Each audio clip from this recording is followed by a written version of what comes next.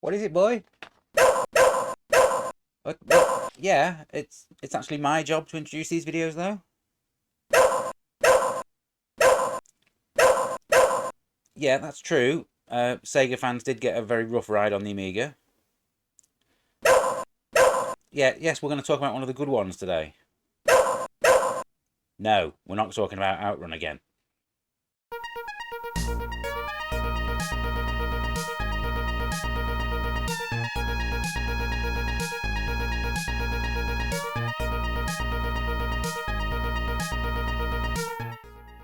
Hello, everyone. Welcome to the re-review, the series where I get to replay and reassess games from my favourite gaming era. I'm Brian, also known as UKGN Zoidberg, and when I was just 17 years old, I got a job working for the UK's first and only weekly games magazine, Games X.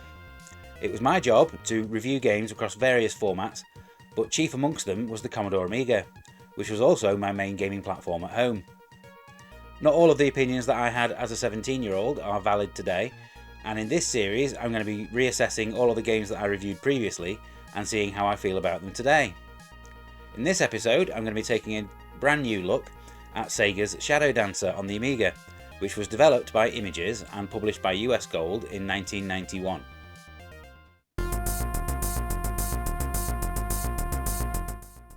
During the 80s and early 90s, being known as a team who could be trusted to deliver arcade conversions and movie tie-ins was one way for a brand new developer to get noticed. Gamers of a certain era will know the likes of Probe Software, Teartex and Tech Software from their multiple releases across all the popular formats of the time, although the quality of their output did vary wildly at times. One such developer, who are probably not quite so well known, were Images Software, sometimes credited as Images Design.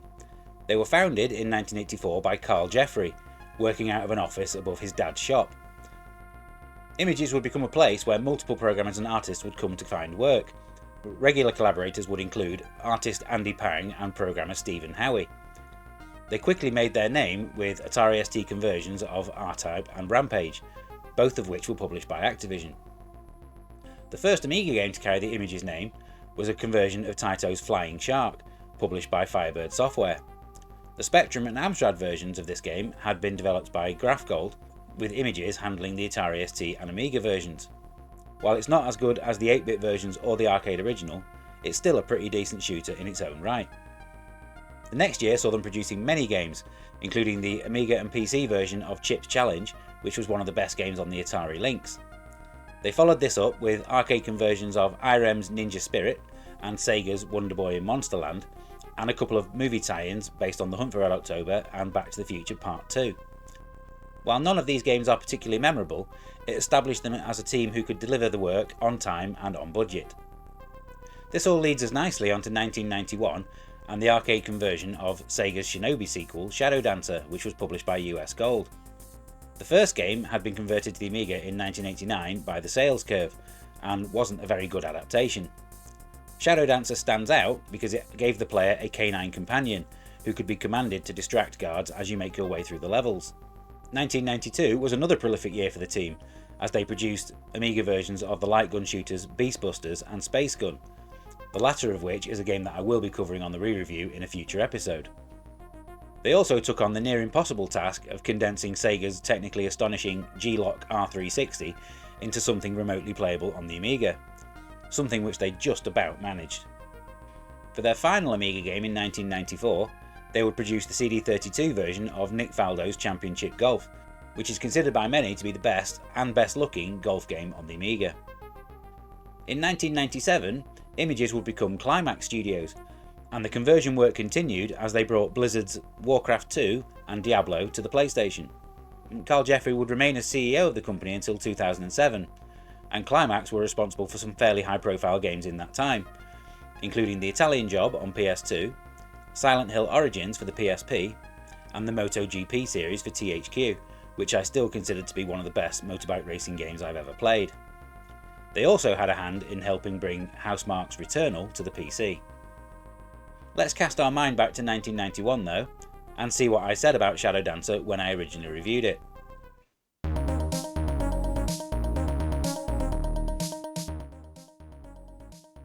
My review of Shadow Dancer appeared in the first ever issue of Games X magazine from April 1991.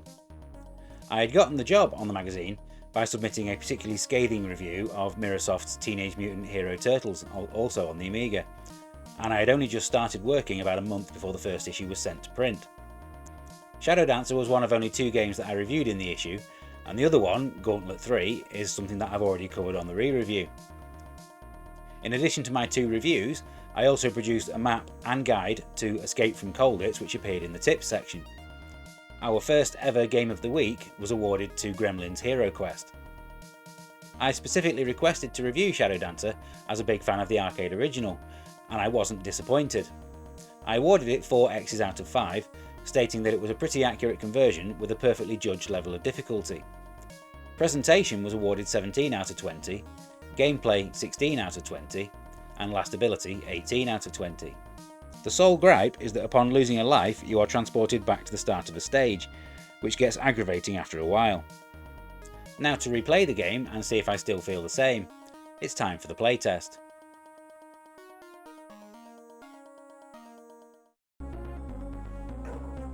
Right, so let's get on and play a little bit of Shadow Dancer.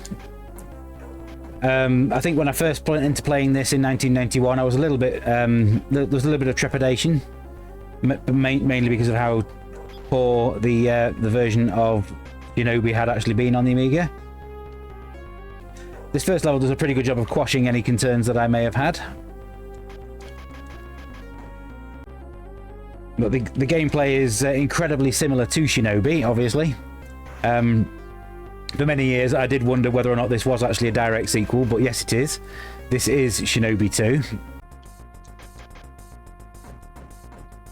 Obviously the main difference between this and the first game is the inclusion of the dog. It's incredibly handy being able to send the dog off to grab on to enemies for you.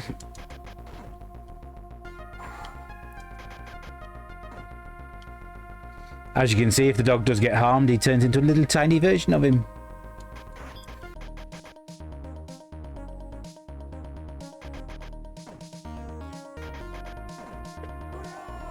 Let's use the magic attack to get rid of some of his health.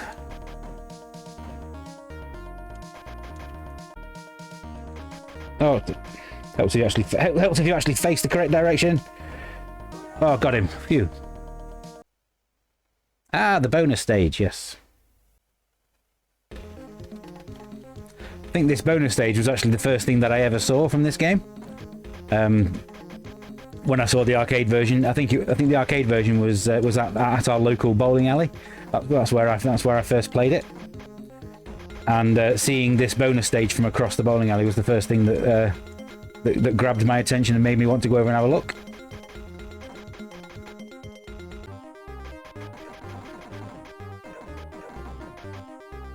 Having the dog as your companion does actually introduce a pretty interesting new element to the gameplay.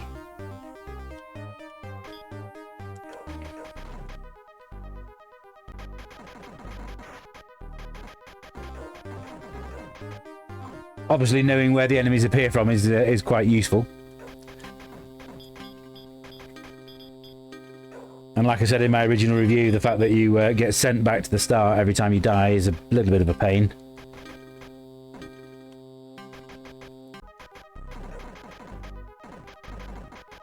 Oh no! Didn't see that bullet coming at me. So I've got 4 credits to use. The Shinobi style of platformer is almost a genre in itself. There were many games like this. I think eSWAT and Rolling Thunder are fairly similar as well. There's even a really good game of this type that came out quite recently on the Xbox and PlayStation called Street Gangs, which is one that I've really enjoyed playing as well.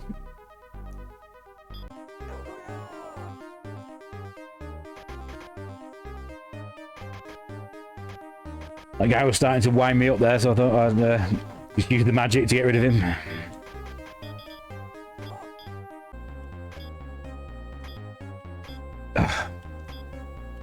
Having to press up and fire is just not a particularly good way of getting from one platform to the next. Must say the artists have done a pretty good job of replicating the arcade original here.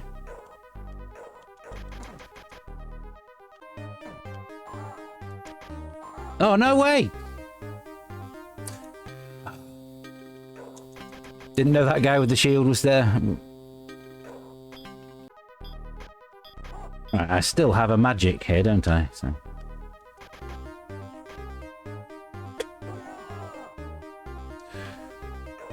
Oh, no way! Oh, come on! That...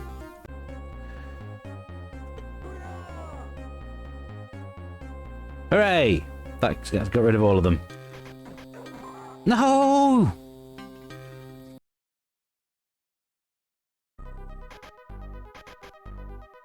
He's doing slightly better.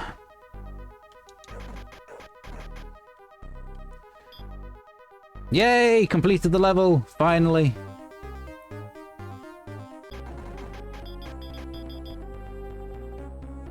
Okay, so there's no reason to go down there.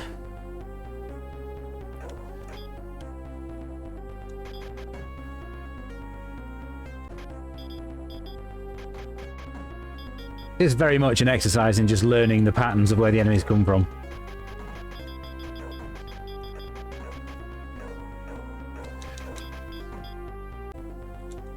Once you've learned the basics of how the game's enemies approach, you can pretty much learn to anticipate where they're going to come from.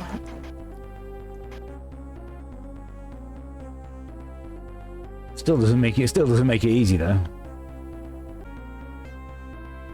If they kept it to its 2D platforming roots like this one, I would quite happily play a new game in the Shinobi series if they made one today.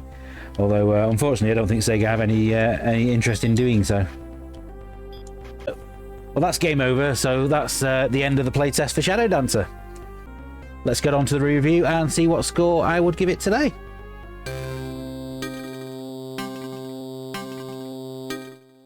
If you were to play the Amiga version of Shadow Dancer alongside the arcade original, you'd be surprised by just how accurate the visuals are. Yes, the Amiga version does suffer from a lack of colour, but the detail on the characters and the backgrounds is all there to see. Considering the quality of many arcade conversions of the time, that's an impressive achievement, especially those published by US Gold. Let's not forget, this came out only a couple of months after the utterly terrible Amiga version of eSWAT, and this is thankfully 1,000 times better than that. The biggest problem with this version is the same problem that many arcade conversions have, and that's the controls. A single fire button is just not good enough for a game like this. Almost all the levels in the game feature 2 different floors, and you're regularly required to jump between the 2. In the arcade original, this could be achieved by simply pushing up on the joystick and tapping the jump button. But seeing as in the Amiga version pushing up on the joystick is the jump button, you instead have the rather clumsy method of having to tap up and fire at the same time. It's just not a system that works particularly well whenever you're required to be quick, but I honestly can't think of another way that they could have done it. Despite this, Shadow Dancer is easily one of the best versions of a Sega game to appear on the Amiga. Although, let's face it, the competition in that area isn't particularly strong. The Super League shapes up like this, and as you can see, Shadow Dancer sits in a very respectable 4th place. I'll have a brand new series of Super League videos starting next week, where you'll get to see a closer look as to how and why I positioned all the games where I did. As for the score, the 4-star review that I gave it first time around is probably the same score that I would give it today.